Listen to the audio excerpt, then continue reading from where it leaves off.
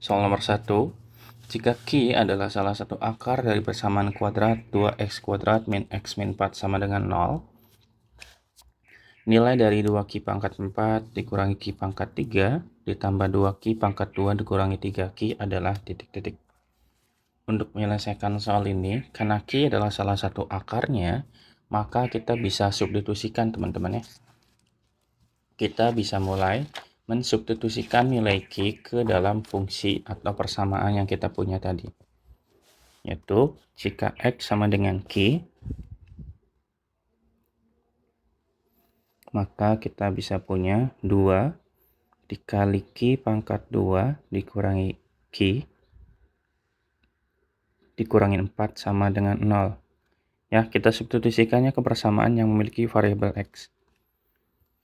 Kemudian kita bisa pindah ruaskan. Yang 4-nya berarti 2Q pangkat 2 dikurangi Q sama dengan 4 ya. Setelah itu yang bisa kita lakukan adalah kita coba jabarkan persamaan berikutnya, yaitu yang memiliki variabel Q. Yaitu di sini kita punya 2Q pangkat 4 dikurangi Q pangkat 3 ditambah 2Q pangkat 2 dikurangi 3Q. Nah, nilai ini kita bisa coba sederhanakan ya. Yang sebelah kirinya kita keluarkan nilai 2. Kita keluarkan nilai Q-nya, berarti Q pangkat 2-nya kita keluarkan, maka jadinya 2Q pangkat 2 dikurangi Q ditambah dengan 2Q pangkat 2 dikurangi 3Q. Oke. Ini betul teman-teman ya. Kalau teman-teman ngeh, 2Q pangkat 2 dikurangi Q sama dengan 4. Ini adalah 2Q pangkat 2 dikurangi Q.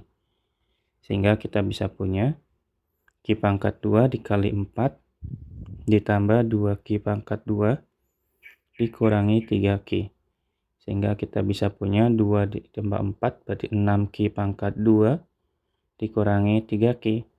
Ini sama-sama mengandung unsur 3, kita keluarkan 3-nya. Maka 3 dikali dengan Q pangkat 2 dikurangi, 3-nya kita keluarkan jadi 2Q pangkat 2 dikurangi Q. Ini kalau kita ngeh lagi, ini adalah 2Q pangkat 2 min Q yang nilainya sama dengan 4. Maka 3 dikali 4 sama dengan 12 teman-teman. Jawabannya adalah yang D ya. Gitu. Oke, bisa dipahami ya. Kita lanjut di soal nomor 2. Di soal nomor 2 ini kita punya nilai X yang memenuhi persamaan 3 pangkat X ditambah 9 pangkat X sama dengan 27 pangkat X. Oke, kita bisa mulai dari, kita coba di sini dulu ya. Berarti 3 pangkat X ditambah 9 pangkat X-nya kita ubah aja dulu teman-teman menjadi 3 pangkat 2X ya. Sama dengan 3 pangkat 3X. Karena kan 3 pangkat 3 itu kan 27 ya. Berarti sah-sah aja kalau saya ubah bentuknya menjadi seperti ini. Kemudian kita bagi dengan 3 pangkat X. Sehingga kita punya 3 pangkat X dibagi 3 pangkat X jadinya 1. Kemudian 3 pangkat 2X dibagi 3 pangkat X yaitu jadi 3 pangkat 2X. 3 pangkat X ya, 3 pangkat X ini berarti 3 pangkat 2X. Gitu. Sehingga kita bisa punya, kita perbaiki rapih bentuknya 3 pangkat 2X dikurangi 3 pangkat X dikurangi 1 sama dengan 0. Nah, setelah ini coba kita misalkan ya bentuknya menjadi bentuk yang mudah untuk dituliskan aja. Misal U sama dengan 3 pangkat X ya. Sehingga bentuknya jadi U pangkat 2 dikurangi U dikurangi 1 sama dengan 0. Nah, bentuk yang ini coba kita cari nilainya, nilai U-nya dengan memfaktorkan. Tapi kalau difaktorin nggak bisa ya. Berarti coba kita gunakan rumus ABC aja teman-teman ya. Rumus ABC masih ingat ya?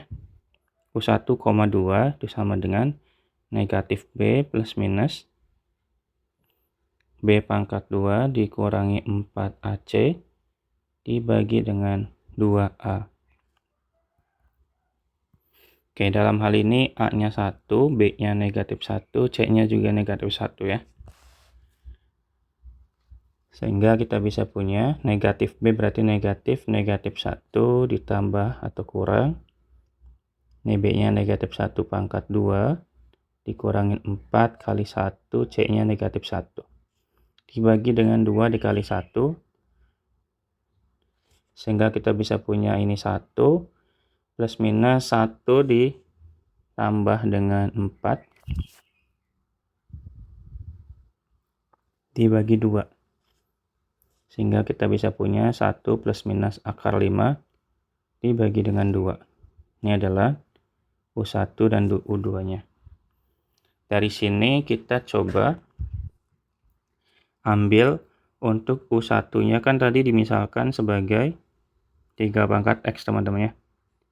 Sehingga kita bisa tuliskan 3 pangkat X sama dengan 1 ditambah akar 5 dibagi dengan 2. Kita buat menjadi bentuk logaritma sesuai dengan pilihan. Berarti 3 pangkat X sama dengan 3 log 1 plus akar 5 dibagi 2 ya. Gitu.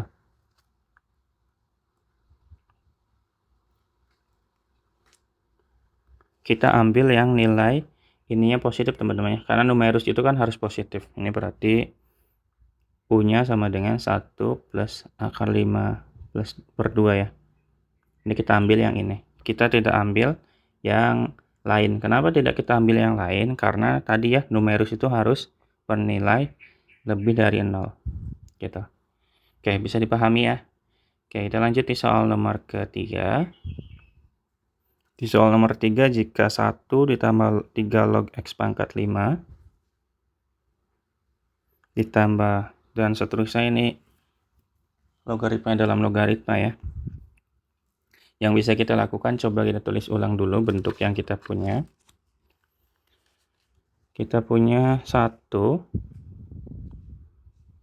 ditambah 3 log X pangkat 5 ditambah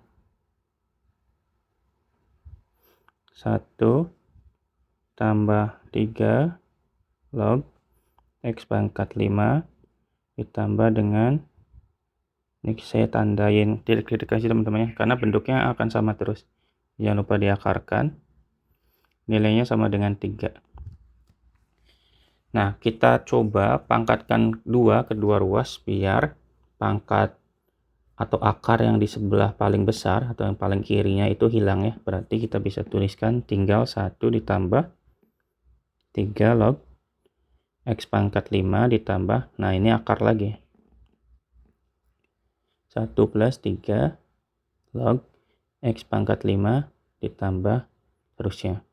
Nah, kalau kita lihat ini itu nilainya sama dengan, nah yang ini kan nilainya sama dengan 3 bentuk yang ini ya. Sehingga kita bisa langsung simpulkan jadi 1 ditambah 3 log X pangkat 5 ditambah 3 itu sama dengan 9. Sehingga kita bisa perbaiki lagi, 3 log X pangkat 5 sama dengan 9 kurangi 3 kurangi 1 sama dengan 5 ya. Jadi kita bisa dapatkan nilainya, ini 5-nya kita majukan dari pangkatnya ya, 5 dikali 3 log X sama dengan 5.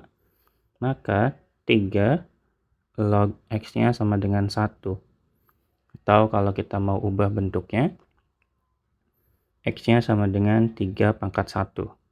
Pertanyaannya adalah logaritma 3x log 81. Berarti 3x log 381 otomatis ini 3 dikali 3 ya. Log 81. 3 kali 3 itu 9. 81 itu 9 pangkat 2 ya. Jadi otomatis 2. 9 log 9 itu sama dengan 2. Jawabannya adalah 2 teman-teman. Yaitu option yang D. Kita. Ini nggak terlalu susah, nggak sesusah yang dibayangkan ya. Oke, lanjut nomor 4. Di nomor 4, satu keping diambil secara acak dari sebuah kotak yang di dalamnya terdapat 3 keping merah dan 4 keping biru. Kemudian dimasukkan ke dalam kotak kedua yang di dalamnya terdapat 5 keping merah dan 2 keping biru. Setelah itu diambil 1 keping secara acak dari kotak kedua. Peluang terambilnya keping biru adalah titik-titik. Jadi otomatis di sini akan mendapatkan beberapa kasus teman-teman ya. Kasus pertama berarti kita akan bisa dapatkan, coba kita ambil 2 kasus. Kasus pertama yaitu berarti coba kita ambil keping merah ya. Yang keambil tuh keping merah. Sehingga di kotak satunya itu peluangnya jadi berubah. Yang kalau kita mau ngambil merah dari kotak satu. Nih biar teman-teman gak bingung, saya coba tulisin dulu ya. Di kotak satu ada siapa aja gitu. Kotak satunya itu di sini ada 3 merah dan 4 biru ya. Di kotak 2 itu ada 5 merah dan 2 biru. Barangkali tidak terlihat ya. Coba berarti tadi kita mau pindahin keping merah dari kotak 1 ke kotak 2, otomatis peluang untuk ngambil peluang untuk ngambil si merah itu jadinya yaitu 3 dari total 7 kan ya. Peluangnya ada 7, 3/7. Nah, kemudian di kotak yang kedua peluang ngambil yang biru 2 berarti ya. Dengan tambahan si merah 1 tadi ya. Ini merah 1. Otomatis kan di sini jumlah si birunya tetap 2 teman-teman di kotak 2 tuh, berarti tetap 2 nah pernya yang berubah. Si sampelnya berubah, yang tadinya cuma ada 7 nambah 1. Kenapa? Tadi kan kita mindahin 1 ke kotak 2 dari tadi awalnya 7 nambah 1 jadi 8. Jadi di sini ada 2/8 gitu. Sehingga kalau pertanyaannya adalah peluang terambilnya keping biru, berarti otomatis kita ambil irisan dari kotak 1 yang tadi kita ambil merah dengan ambil biru 2 ya, otomatis 3/7 dikali dengan 2/8. Sehingga kita punya 6/56. Ini kemungkinan yang pertama. Di kemungkinan yang kedua atau kasus keduanya itu yang saya pindahkan itu keping biru. Nah, kalau keping biru gimana? Kalau keping biru lebih enak ya, berarti di kotak 1 peluang dapat birunya gimana? Peluang dapat birunya, peluang biru dari 1 ya. Itu sama dengan biru itu 4. Per totalnya 7. Kemudian di kotak yang kedua itu berarti peluang dapat biru 2 dan 1. Otomatis kita akan pilih birunya tadinya 2 nambah 1 dari si kotak 1, berarti akan dapat 3 teman-teman ya. 3/8. Sehingga kita bisa punya peluangnya sama dengan 4/7 dikali dengan 3/8. Otomatis 12/56. Nah, ini kejadian satu atau kasus satu dan kasus kedua ini kita tambahkan aja. Sehingga total peluang yang kita punya sama dengan 6/56 ditambah dengan 12/56 atau sama dengan 18/56. Terseranakan menjadi 9/28, teman-teman. Jawabannya adalah yang D ya.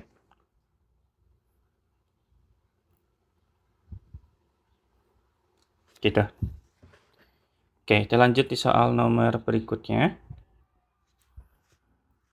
Nomor 5, fungsi f, fx digeser satuan ke bawah menghasilkan fungsi kuadrat baru yaitu gx sama dengan x kuadrat ditambah x tambah a tambah 7. Jika koordinat puncak parabola gx terletak pada y sama dengan x min 3, fungsi kuadrat fx adalah titik-titik. Oke, di sini si gx-nya itu merupakan, si fx itu adalah si fungsi gx. Fx kalau digeser ke kiri, ke bawah menghasilkan fungsi gx. Jadi gini ya. Jadi gx sama dengan fx min 3 gitu lah ya. Gitu. Tapi kita simpan dulu. Kita akan coba mencari nilai titik puncaknya dulu ya. Untuk mencari titik puncak kita nyari dulu simbol simetri ya, atau xp-nya. Rumusnya adalah negatif b/2a. Oke, ini berarti kita coba masukin ya nilai a-nya. Di soal itu a-nya sama dengan 1, b-nya sama dengan a, c-nya sama dengan a plus 7. Berarti b-nya negatif a ya. Negatif a per 2 kali 1, berarti ini negatif a per 2. Nah, untuk mendapatkan titik puncak maka kita masukkan si hasil xp itu ke dalam fungsi y. Fungsi y-nya adalah yang gx itu, berarti kita ganti x-nya menjadi negatif a per 2 dipangkatkan 2 ditambah a dikali negatif a per 2 ditambah a ditambah 7. Berarti yp-nya sama dengan a pangkat 2 per 4 dikurangi a pangkat 2 per 2 ditambah a ditambah 7. Sehingga kita bisa punya negatif a pangkat 2 per 4 ditambah a ditambah 7. Ini sama dengan yp-nya ya.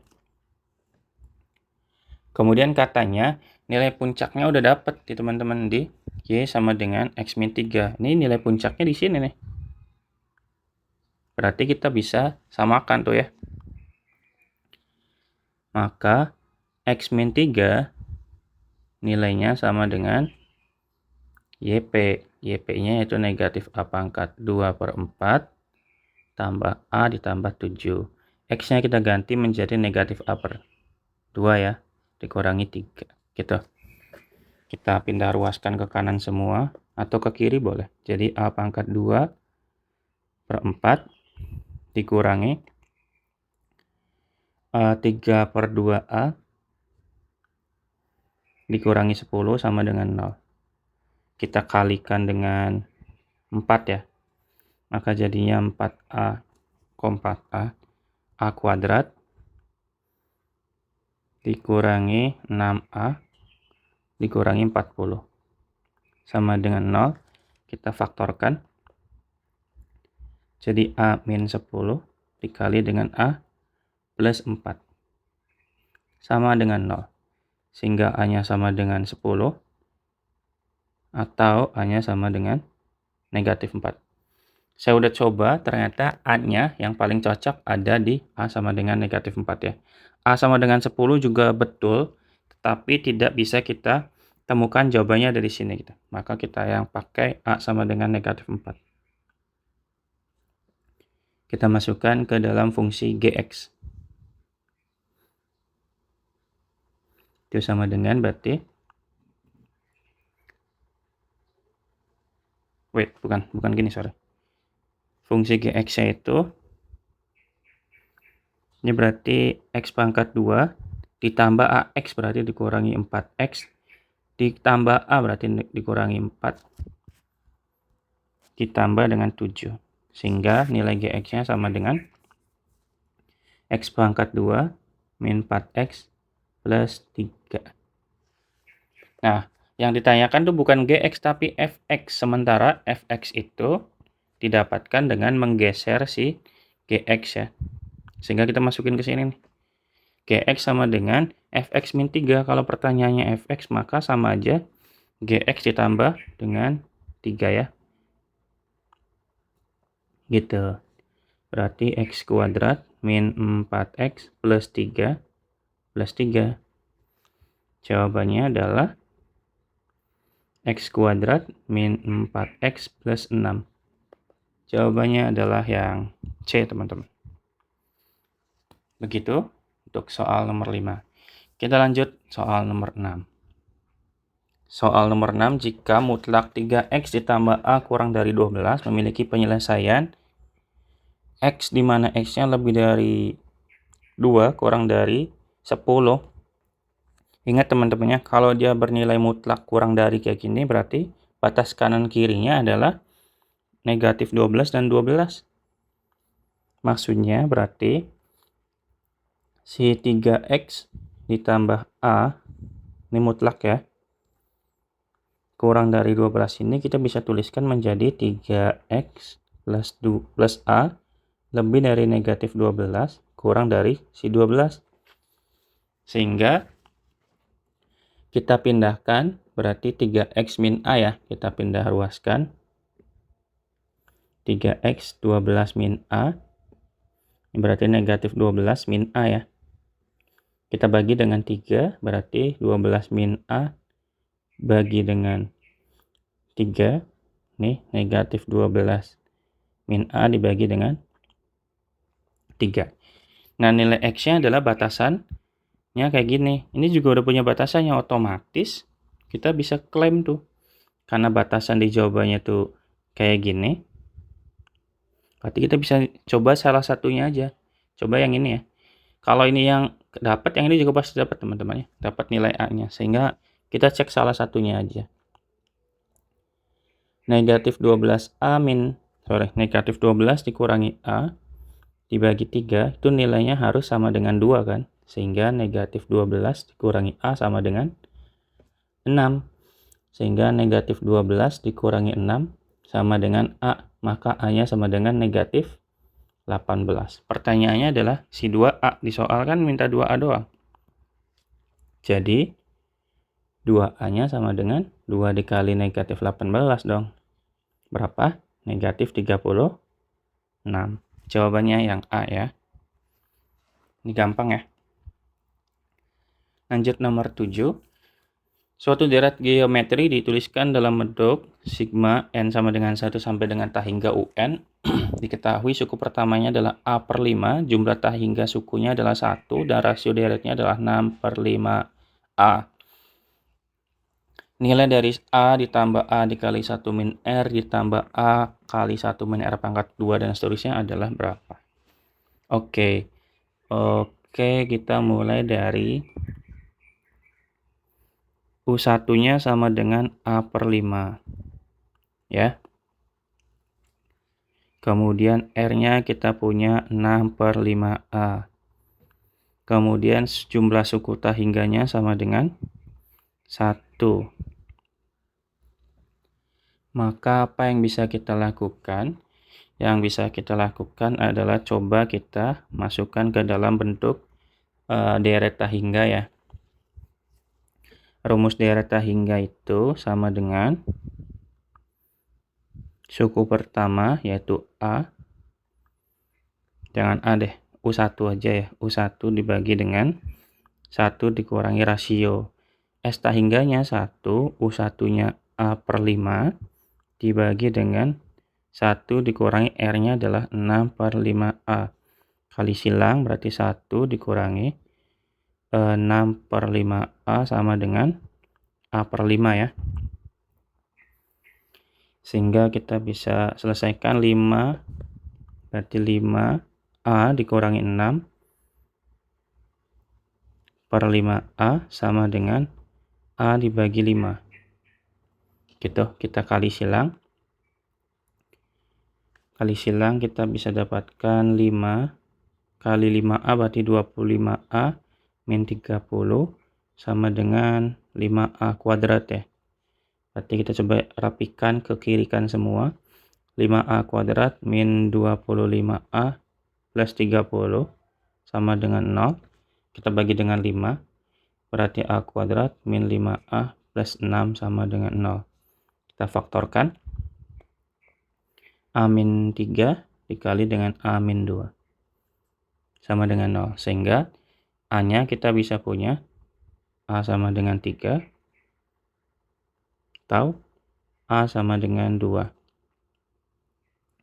Aman ya? Oke, kalau sudah kita coba lanjut ke bentuk yang bagian bawah.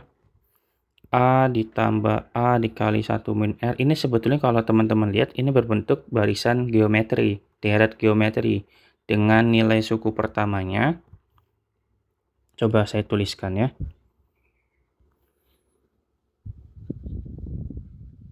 Gimana ya nulisnya?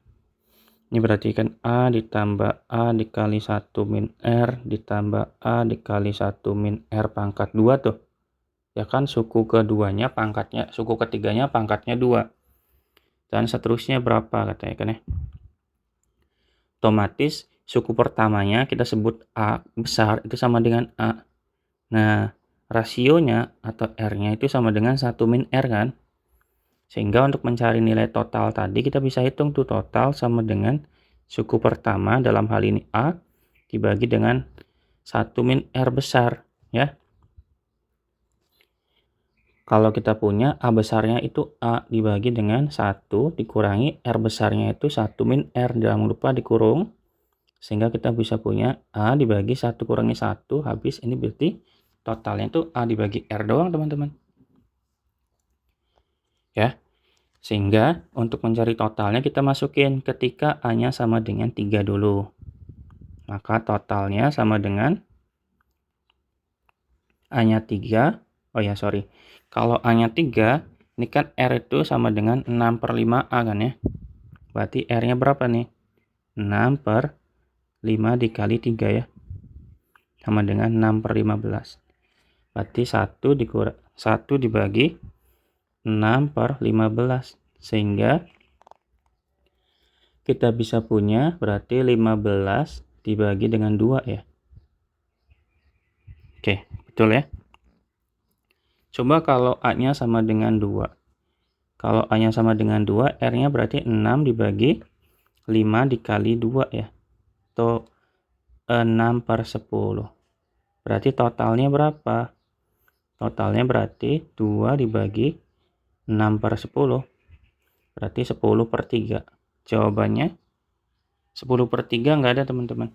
10/3 nggak ada, yang ada adalah 5/12. Jawabannya yang E. Gitu teman-teman. Kita lanjut soal nomor 8. Amanda memiliki 25% lebih banyak dari jumlah uang yang dimiliki oleh Bunga. Berarti otomatis si Amanda tuh 125% lebih banyak. 125% uangnya si Bunga ya. Berarti coba kalau saya bikin perbandingan gini aja.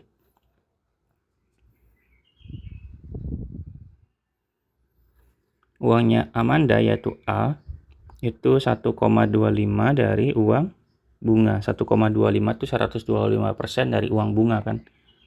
Karena kan dia nambah 25% kan. Benar kan? 1,25 itu kalau kita bikin menjadi bentuk pecahan 5/4 teman-teman ya. 5/4 uangnya Bunga. Kemudian Cinta memiliki 20.000 kurang dari 75% uangnya Bunga. Berarti Cinta sama dengan 3/4 uang Bunga dikurangi 20.000. Gitu. Berikutnya perbandingan uang Desi dan Amanda adalah 3/10. 3 dan Amanda, sahabat Desi dan Amanda sama dengan 3/10. Atau sama dengan uang Desinya sama dengan 3/10 uang Amanda ya. Karena pertanyaannya adalah 250.000 tuh totalnya, yang ditanyakan uang bunga, berarti kita bikin ke B semua aja ya. Ini Desinya berarti diubah menjadi 3/10 dari Amanda. Amanda tuh 5/4 B ya. Dikali 5/4B.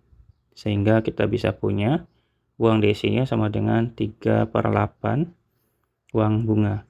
Sehingga kita bisa punya ini, kemudian ini, dan ini ya, ada 3. Kemudian kita bisa manfaatkan mengenai jumlah uang mereka kan ya. Yaitu kita coba, berarti A ditambah B ditambah C ditambah D nilainya sama dengan 250.000.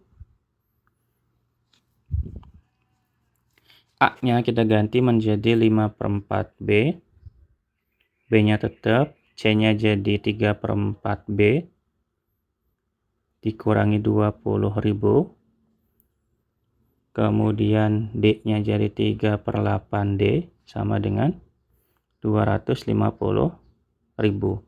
Sehingga kalau kita pindah ruaskan, ini sama dengan 270.000 ya. 250 ditambah 20.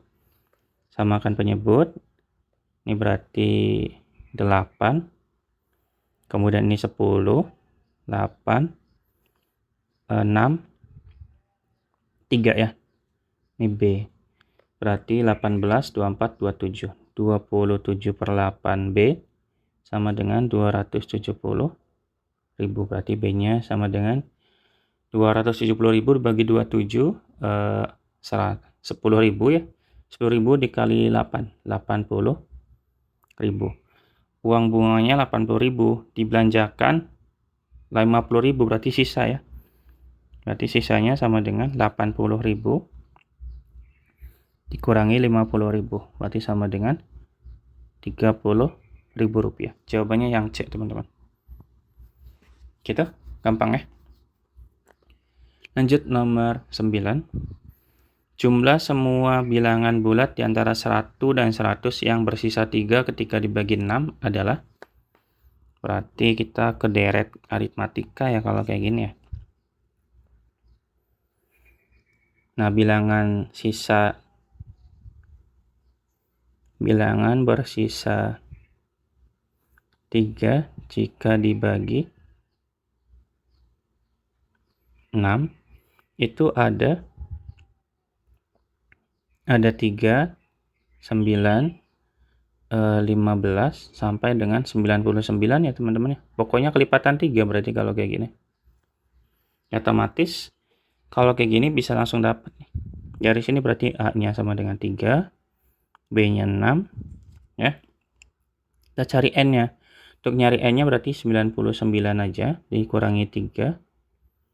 Suku awal, suku akhir dikurangi, kemudian dibagi dengan selisihnya 6 tambah 1. Berarti ini 16 tambah 1 ya.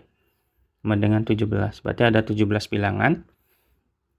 Yang ditanyakan jumlahnya berarti S17. Berarti N/2 dikali dengan A plus UN ya. Berarti dalam hal ini 17/2.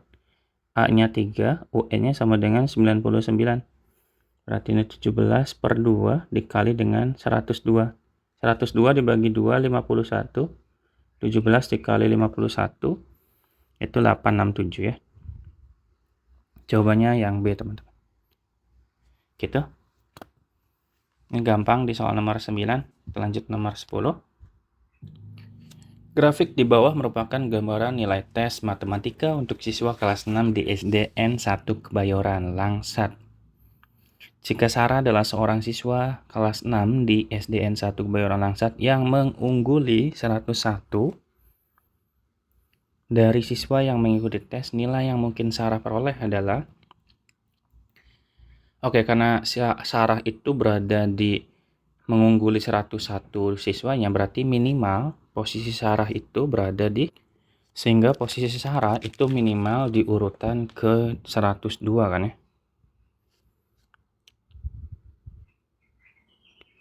posisi Sarah minimal atau setidaknya ada di 102 peringkat. Oke, berarti untuk menyelesaikan soal ini coba kita cari total frekuensinya dulu. Totalnya kan di situ ada 6 ditambah 18 ya. Ditambah 30 ditambah 40 tambah 16 tambah 10 ya. Yang ini teman-teman, ini nilai frekuensinya. Dan 6 ya, 6 tambah 18 ditambah 30 tambah 40 sehingga 1, 2, 3, 4, 5, 6 betul ya. Sehingga kita bisa punya nilainya itu ada di berarti kalau kayak gini gini aja deh. Kita cari frekuensi kumulatifnya aja kali ya. Berarti coba frekuensi kumulatifnya berarti ada di 6. Kemudian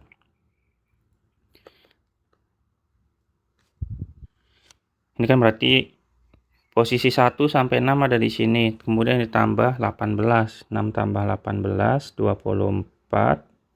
Kemudian di sini berarti 74 tambah 40 114 tambah 16 130. Ini berarti 140. Nah, berarti bisa dibayangkan karena dia minimal di 102. Jadi otomatis siapa tadi si Sarah ya. Si Sarah itu berada di posisi sini nih berarti. Ada di data sekitar 114. Ya teman-teman ya. Sehingga karena di data di 114 itu ada di data 40 ya, berarti di sini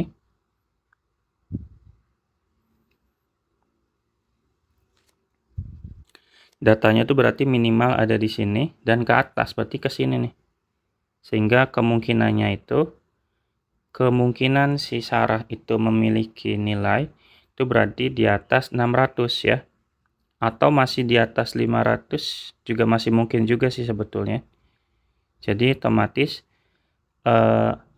siswa yang mengikuti tes nilai yang mungkin Sarah peroleh adalah logik aja ya. Berarti jawabannya adalah waduh ini salah, sorry teman-teman, ini harusnya 24 ditambah 30 harusnya di 54 ya. Maaf, ini harusnya 54, datanya salah, sorry. Berarti 94 ya. 54 6 tambah 5 24 24 tambah 30 54 54 tambah 40 94 94 tambah 16 120, berarti ini 120, berarti di 130 ya. Oh ya, berarti daerah jawaban dia itu di antara mulai dari 600 nih teman-teman. Ke sini ke kanan ya. Sehingga Sarah itu pasti berada di rentang nilai 601 sampai dengan 700. Dan kalau kita lihat,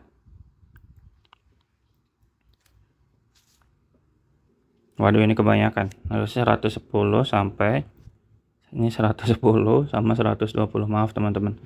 Suka error gini ya ngitungnya.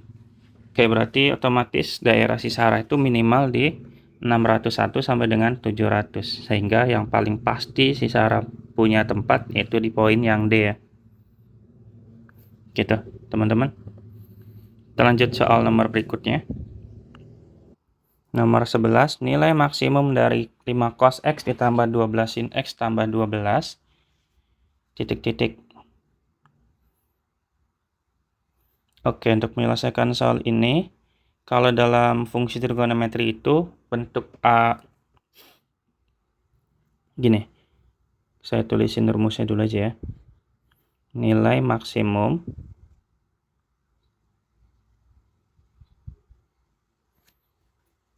dari bentuk 5 cos X ditambah 12 sin X. Bentuknya ini aja nih, bentuk umumnya aja dulu. A cos X ditambah B sin X adalah akar dari A kuadrat ditambah B kuadrat. Sehingga kalau saya punya soalnya adalah 5 cos X ditambah dengan 12 sin X ditambah 12 sama dengan, nanti nilainya berarti 5 kuadrat ditambah dengan 12 kuadrat ya, yang sebelah sininya, ditambah dengan 12 yang kita punya dari soal, sehingga ini sama dengan 13 ditambah 12. Jawabannya adalah 25 teman-teman, yang C ya. Oke, kita lanjut soal nomor 12. Diketahui matriks A 8A A1, B-nya 1, negatif 1, B1, dan C adalah matriks berukuran 2 kali 2 yang mempunyai inverse.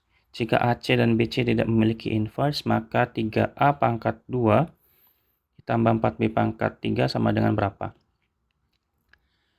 Oke, di sini kita coba mulai dari mencari determinan ini dulu ya. Di sini AC dan BC itu tidak memiliki inverse, teman-teman.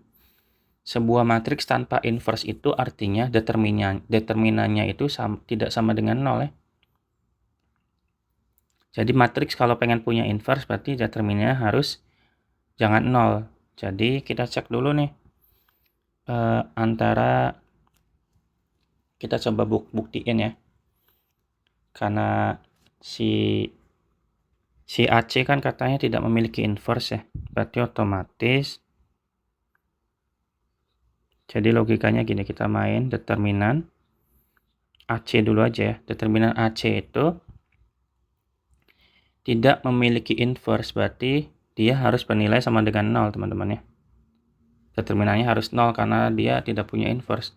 Kita pakai sifat inverse, sifat determinan AC itu sama aja determinan A dikali determinan C sama dengan 0. Kemudian C-nya itu memiliki inverse katanya. Kalau C punya inverse, maka karena C punya inverse, maka determinan C-nya tidak boleh 0. Biar hasil determinan A dikali determinan C-nya sama dengan 0, maka otomatis determinan A-nya yang harus sama dengan 0 ya. Nah, determinan A-nya kita udah punya, yaitu si matriks A ya di sini ya. Berarti 8 dikali 1 dikurangi A kuadrat sama dengan 0. Berarti A kuadrat sama dengan 8. Gitu, kita simpan dulu. Dengan cara yang sama, determinan BC juga sama ya. Berarti determinan BC, karena dia tidak punya inverse, maka harus sama dengan 0. Maka determinan B dikali determinan C sama dengan 0. Karena C-nya punya inverse, maka determinan B-nya harus sama dengan 0. Sehingga 1 dikali 1 dikurangi negatif 1 kali B sama dengan 0. Sehingga 1 tambah B sama dengan 0, maka B-nya sama dengan negatif 1. Gitu. Sehingga kalau udah bentuk kayak gini, maka masukin aja ke bentuk soalnya. Di soal kita punya 3A kuadrat ditambah 4B pangkat 3. A kuadratnya tinggal kita ganti dengan 8, ditambah dengan 4, B-nya kita bikin negatif 1 pangkat 3 ya. Sehingga 3 kali 8, 24, dikurangi 4, sama dengan 20. Jawabannya yang B. Gitu teman-teman. Kita lanjut soal nomor 13. Misalkan titik A di negatif 3,0 dan B-nya di negatif 1,6 dan C di 11,2 terletak pada keliling dengan sudut ABC sama dengan 90 derajat.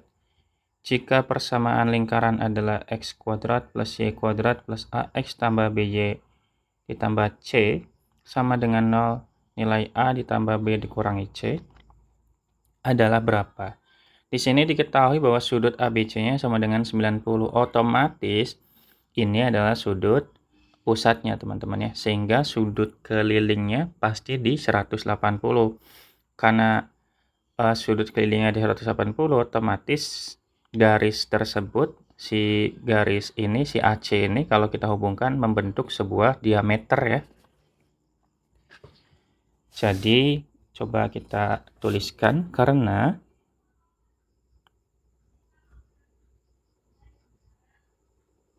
karena sudut ABC sama dengan 90 derajat, ini materi tentang ini ya, tentang sudut pusat dan sudut keliling. Sehingga si AC itu sama dengan diameter, teman-teman ya. Oke. Jadi kita bisa nyari pusat lingkarannya, yaitu tengah-tengah dari titik AC. Ya kan? Sehingga pusatnya ada di negatif 3 ditambah negatif 3 ditambah 11 dibagi dengan 2, 0 ditambah dengan 2 dibagi dengan 2. Sehingga pusatnya berada di, ini berapa ya? Negatif 3 tambah 11, 8 bagi 2, 4,1. Oke. Kemudian di sini kita punya persamaan lingkaran di x kuadrat tambah y kuadrat tambah x tambah by tambah c sama dengan 0. Berarti kita cari dulu jari-jarinya, teman-teman. Nah, untuk mencari jari-jarinya, kita bisa gunakan rumus setengah dari titik-titik dari si AC itu sendiri ya. Karena kan tengah-tengah ya. Otomatis 11 dikurangi negatif 3 dipangkatkan 2 ditambah dengan 2 dikurangi 0 pangkat 2 ya. Kita hitung, 11 dikurangi 3 pangkat 2 berarti 14 pangkat 2 ditambah 2 pangkat 2. Sehingga jadinya setengah dari 196 ini ya, ditambah dengan 4, which is 200 ya. Maka nilainya sama dengan setengah dari akar 200. 200 itu bisa didapatkan dari 10 dikali 2 ya. 100 kali 2, akar 100 kan 10, ini akar 2. Sehingga nilai R-nya sama dengan 5 akar 2. Gitu. Maka persamaan lingkaran yang kita punya jadinya X dikurangin pusat yaitu 4 pangkat 2 ditambah dengan Y dikurangin pusat yaitu 1 pangkat 2 sama dengan 5 akar 2 dipangkatkan 2 juga. Ini berarti 5 pangkat 2, 5 akar 2 pangkat 2, 50. Ini berarti X kuadrat min 8X ditambah 16 ditambah Y kuadrat dikurangi 2Y ditambah dengan 1 ya. Sehingga X kuadrat ditambah Y kuadrat dikurangi 8X dikurangi 2Y. Kemudian ini sama dengan 0 ya, berarti 16 tambah 1, 17, 17 dikurangi 50, berarti negatif 33, sama dengan 0.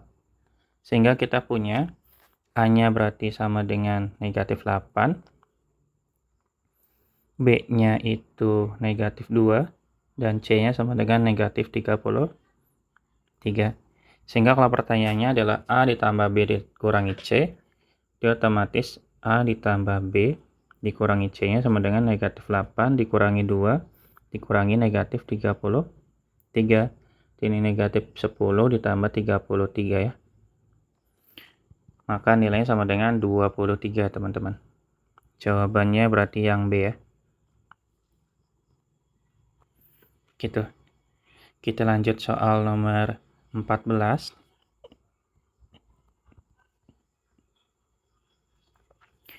Nilai rata-rata matematika di suatu kelas yang jumlah siswanya 30 orang adalah 8,4. Jika siswa yang paling rendah tidak disertakan, maka nilai rata-ratanya menjadi 8,5. Sedangkan jika yang paling tinggi tidak disertakan, maka nilai rata-ratanya menjadi 8,2. Jangkauan dari nilai ujian matematika adalah, oke. Berarti kita cari dulu total nilai anak.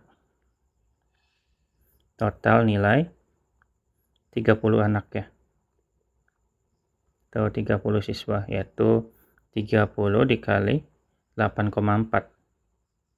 Sehingga kita bisa dapatkan 8,4 dikali 30 berarti 252 ya. Oke. Nah, sekarang kalau nilai anak yang paling rendah itu kita kurangi, berarti kita cek dulu.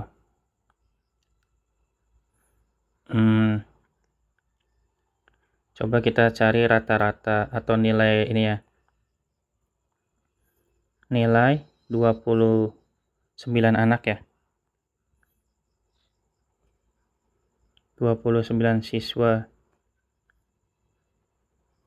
tanpa yang rendah. Berarti kita bisa dapatkan 29 dikali 8,5 ya. 8,5. Maka ini berarti 246,5. Sehingga di sini kita bisa dapetin tuh nilai nilai apa sih? Nilai si anak yang rendah itu berapa? Nilai anak rendah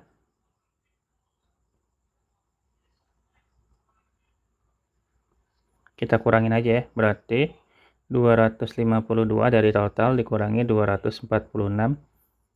Berarti nilai anak yang rendah itu nilainya sama dengan 5,5. Pantas berdampak banget ya. Kemudian kita lanjut ke nilai 29 orang tanpa yang paling tinggi. Ini tanpa yang tinggi ya. Berarti sama dengan 29 kita kalikan dengan 8,2. Maka nilai 237,8 ya. Maka nilai anak yang tinggi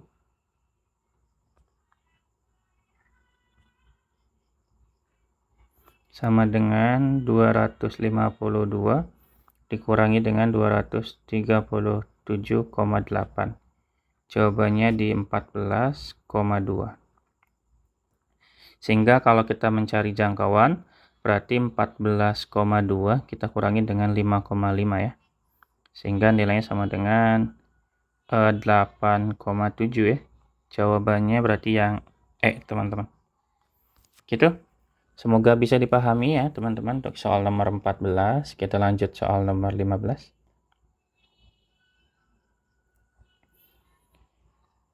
Jika diberikan suatu fungsi y sama dengan fx sama dengan 1 ditambah x min 2 diakarkan, kemudian dengan x-nya lebih dari sama dengan 6, maka nilai titik-titik. Oke, untuk menyelesaikan soal ini kita bisa mulai dari bentuk ininya dulu ya teman-teman ya. Kita nyari ini dulu deh, bentuk inverse dari si fungsi f itu sendiri gimana. Jika kita punya fx sama dengan 1 ditambah akar x dikurangi 2,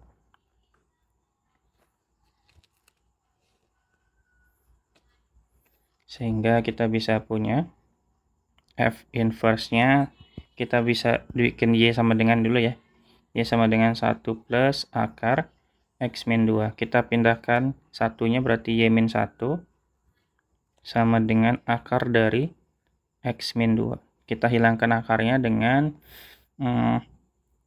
mensubstitusikan nilai ini, kita pangkatkan kedua ruas ya. Berarti y min 1 pangkat 2 sama dengan x min 2 gitu. Sehingga kita bisa punya, kita taruh sini aja, kita pindahkan biar agak luas. Berarti y kuadrat min 2y plus 1. Sehingga nilai x-nya sama dengan y pangkat 2 min 2y. 1 ditambah 2 ya, berarti 3. Sehingga nilai f inverse x-nya sama dengan X kuadrat dikurangi 2X ditambah dengan 3.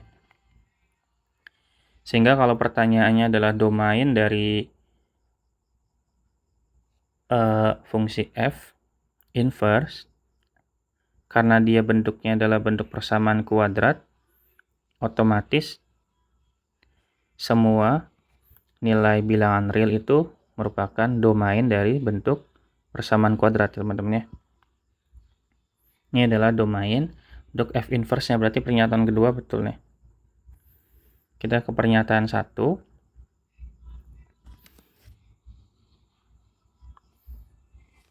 Kalau saya punya f inverse 3, dengan f inverse-nya kita punya x pangkat 2, berarti 3 pangkat 2 dikurangi 2 dikali 3 ditambah 3 ya. Sehingga 9 dikurangi 6 ditambah 3 sama dengan 6 ya. Berarti pernyataan 1 juga betul, teman-teman. Kemudian range dari f adalah bla bla bla bla. Oke, nilai range dari f itu merupakan gini ya. Range dari f itu akan sama dengan domain dari f inverse, teman-teman, harusnya. Sehingga pernyataan yang ketiga ini salah. Kemudian ke pernyataan yang keempat. Oh, sorry teman-teman, ini untuk pernyataan keduanya ketuker ya. Sorry, salah ini berarti. Karena di awal kita udah punya domainnya di x-nya lebih dari sama dengan negatif 6 ya. Sehingga domain dari si fungsi inverse-nya juga harusnya sih ngikutin ya. Jadi kalau kayak gini berarti nilai dari domain si fungsi f inverse-nya sebetulnya betul di x sama dengan x-nya tuh angka terbilang real kayak tadi saya jelaskan, cuman karena di sini sudah dibatasi dengan x lebih dari sama dengan negatif 6, otomatis domain dari f inverse-nya juga harus untuk y lebih dari sama dengan 6. Bukan 6. Oke, di sini antara nomor 2 dan 3 nih kayaknya ada ketuker ya. Coba saya hapus dulu sebentar ya, teman-teman ya.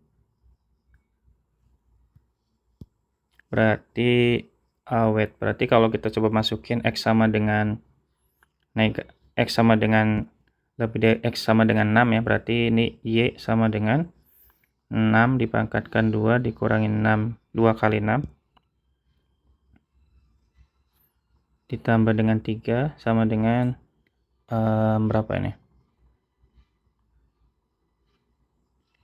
Yaitu berarti 36 dikurangi 12. Ngeceknya gini aja deh, kita ngecek si nilai x-nya masukinnya ke sini aja.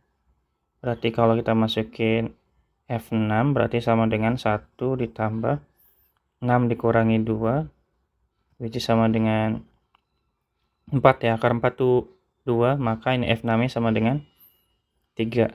Berarti nilai dari domain F-nya itu harus lebih dari sama dengan negatif 3 ya, karena si range-nya itu sama dengan 3 nih. Kebalik ya. Sebenarnya sih informasi yang tadi saya jelaskan bahwa X-nya itu angka terbilang real itu betul, tapi lebih detailnya itu bilangan real yang lebih dari sama dengan negatif 3. Berarti domain dari f inverse x adalah y lebih dari sama dengan 3. Berarti pernyataan ketiga betul nih. Sehingga kalau pernyataan yang ketiga betul, maka pernyataan yang keempatnya salah, teman-teman ya. Karena di sini di pernyataan yang ketiganya itu, pernyataan keduanya itu, kalau pernyataan tiganya betul, pernyataan keduanya harusnya domainnya harusnya x-nya lebih dari sama dengan x-nya lebih dari sama dengan 3 gini. Ini berarti salah. Kemudian pernyataan yang keempat, di pernyataan yang keempat itu kita ada punya sifat untuk bundaran itu. Kalau saya punya f inverse dibundarkan dengan f untuk variabel x, itu hasilnya pasti x, teman-teman. Karena di sininya X dan di sini 2X, maka ini tidak sama, sehingga yang betul hanya pernyataan 1 dan 3 saja. Jawabannya adalah yang B. Sorry ya teman-teman, tadi agak bingung sedikit karena saya nggak memperhatikan mengenai domain awal dari si fungsi f(x)-nya. Gitu. Terima kasih teman-teman sudah menonton sampai akhir. Sampai jumpa di video berikutnya. Dadah.